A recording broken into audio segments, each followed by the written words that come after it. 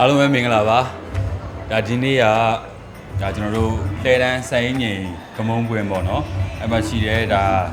ရုပ်ရှင်ုံမှာဒါဗမန်တင်မဥယျာဉ်မူလူရင်စကားကြီးကိုကြည့်ရှုအားပေးနေတဲ့ပရိသတ်တွေကိုဒါကျွန်တော်တို့အမှတ်တရအနေနဲ့လာရောက်တွေ့ဆုံတဲ့အမှတ်တရပွဲလေးဖြစ်ပါတယ်ခင်ဗျာကျွန်တော်တို့အထဲထဲမှာဘယ်လိုမျိုးချရတဲ့ပရိသတ်တွေရဲ့ feedback ကလေးတွေဘယ်လိုရှိမလဲဆိုတာလည်းကျွန်တော်ရင်းနေရမ်းခုန်နေပါပြီဟိုရုံနဲ့ဝင်ရတော့မှဆိုတော့ရန်ကိုရင်ခုန်ပြီးစိတ်လှုပ်ရှားပါတယ်ချစ်ရတဲ့ပရိသတ်တွေနဲ့လည်းတွေ့ရမှာဆိုတော့တကယ်ကိုပျော်ရွှင်မိပါတယ်ပရိသတ်တွေအများကြီးရှိပြီးတော့ယုံပြည့်ယုံရှံအားပေးတယ်လို့ပြောတယ်အဲ့ဒါကိုတွေ့ရမှာဆိုတော့အရန်ပျော်နေပါတယ်စိတ်လည်းအရန်လှုပ်ရှားနေပါတယ်ဒီလိုမျိုးယုံမှာပရိသတ်တွေပြတယ်ဆိုတော့ဒါ surprise လာတာကိုကျွန်တော်ပေါ်အတွက်ဒါ first experience ပေါ့နော်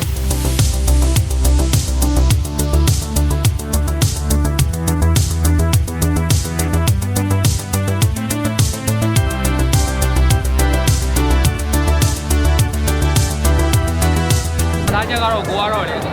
ဆရာဖြစ်တော့မယ်သူဆိုတော့လေအခုကားလေးနဲ့ကိုနဲ့ထက်တူကြားတယ်လို့ခံစားရပါတယ်ကားလုံးမြိုက်တာရွှေနေကြတယ်ကြိုက်ဆုံးဇက်ဝင်ကန်းလေးကတော့သူ့ရဲ့တာဝန်ဝတ္တရားဟိုသူဦးစားပေးပြီးတော့ရွေးချယ်ရမှာ ਨੇ သူ့ရဲ့အချစ်ဆုံးချစ်သူကိုဟလာစွန့်လွတ်ရမယ်အနေအထားမျိုးလေးတွေကိုမြင့်မြတ်နေတဲ့တရုပ်ဆောင်သားလေးကအရန်ကိုဥစ္စာဖြစ်ပါတယ်เนาะထိရောက်ပါတယ်ငါ့ကိုကျောင်းဆရာအလုပ်ကထွက်ပြီးရွယ်တို့မိသားစုလုပ်ငန်းတွေအားလုံးကိုဦးစီးပြီးလုပ်ပါမယ်လို့ကတိပေးမှာပေးစားမှာတဲ့တင်တင်ရွေးဆိုတာဘာ